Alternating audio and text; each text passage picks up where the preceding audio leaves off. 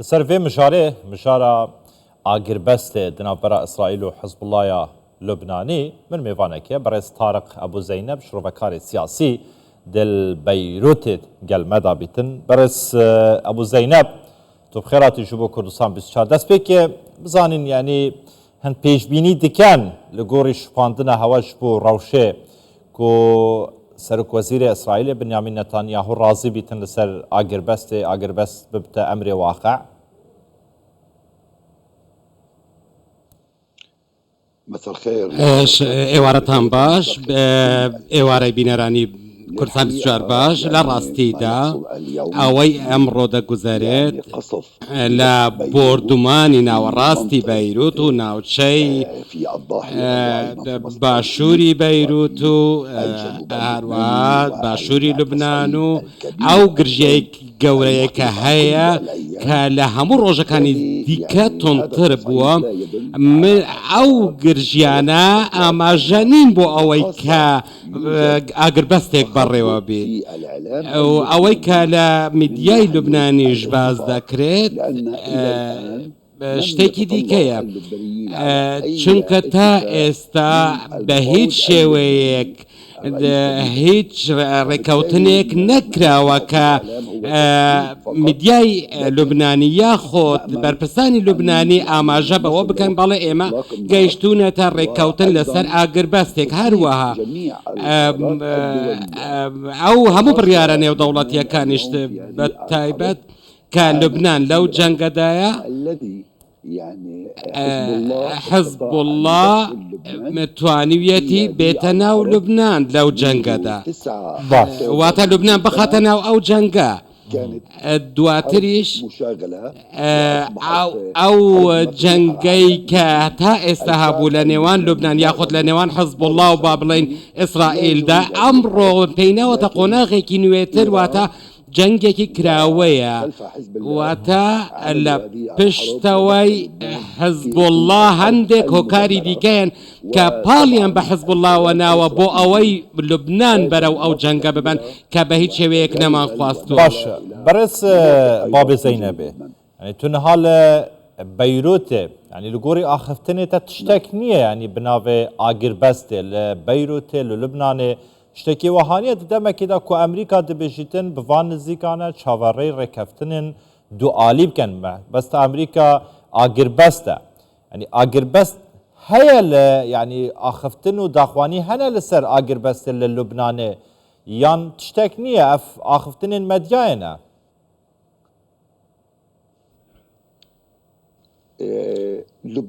لوبنان دانوستان دەکات بە شێوەیەکی ناڕاستەوخۆ لەگەڵ ئیسرائیل لە ڕێگەی ئەمریکاوە بە ڕاشکەوەن ئەگەر باز بکەین تا ئێستا هیچ شتێکی کردداری نییە کە ئاماژە بە بوونی هیچ ئاگربەستێک یاخۆت هیچ نیازێک یاخۆت هیچ هەنگاوێک بەرەو بەلایانی ئەرێنیدا بۆ ڕزگارکردنی لوبنان لەو جەنگەی کە ئێستا تێکەوتووە ئەو بە هەواڵانەیش بڵاویش دەکرێنەوە هەمویان هەواڵی دژیەکەن هەندێکیان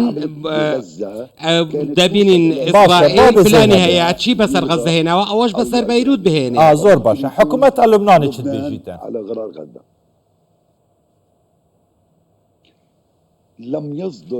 تا ئێستا هیچ شتێک لەلایەن حکوومەتی لوبنانەوە بڵاو نەکراوەتەوە کە بڵێن پێشبینی دەکرێت بۆ ئەوەی تا کاتژمێر 5 ئێوارەی ئەمڕۆژ تەنیا بەیاننامەیەک هەبوو لەلایەن سەرۆکوەزیرانەوە بەڵام لە بەیاننامەکەشدا ئاماژە بەو گرژیانە دەکرێت کە ئەمڕۆ زیاتر پەرەیان سندووە لە ڕۆژەکانی پێشتر واتە لە لێدوانەکە حکوومەتی لوبنان هەموو وەزیرەکانی ڕاستپاردووە بۆ کۆبوونەوەیەکی بەپەلە لەبارەی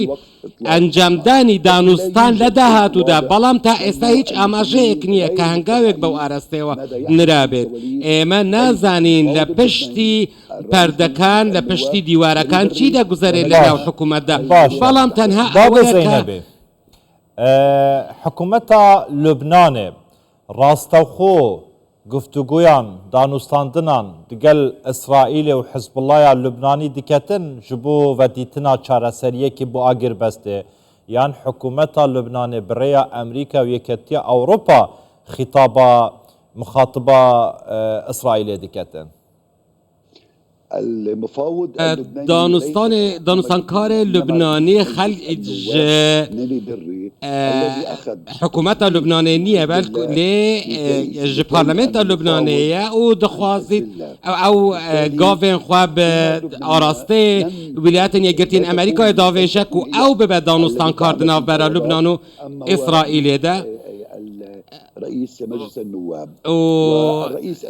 سروك جفاطانو نرانجي رجدا كو اللجنة وان جبو انجام وان دانستان دنافبر هر دو آلیان دا چه دبن جبو هیاما 6 روزجان آگر بس بیتر راگه هاندن زور باشه دست خوش اوه لانه سیاسی بو سبارت به آگربستی پیشبینین آگربستی چهاره دیکن بزاند ساعت اندهاتا چه رود داتن تو نهال بیروته او بیروتا کو بریا شر لسر همی آستی جیهانه لهمی کیشوران برای خود دا بیروته جبو گشت و گوزاریه باجره که گلکی خوشکه و باجره که گلکی کبنارش نهال بیروته روش چاوایه جیاند بیروته دا مایه خلق سردانا بیروته دکتن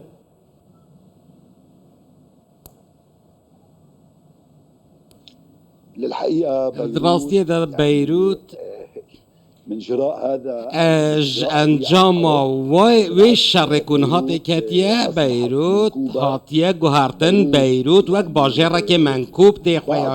خویا کرن تی برچاف و وک باجره که بیران کری جا انجام وی شری هاتی تی برچاف حزب الله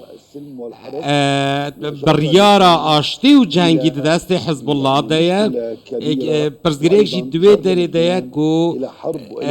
لبنان دا خسته ناوا جنگی که دا آستاوی دا نبید و گرک حزب الله بر پرسیاریتی وی جنگی لستوی خواه بگره ام همو دزانن او کب سری غزه هات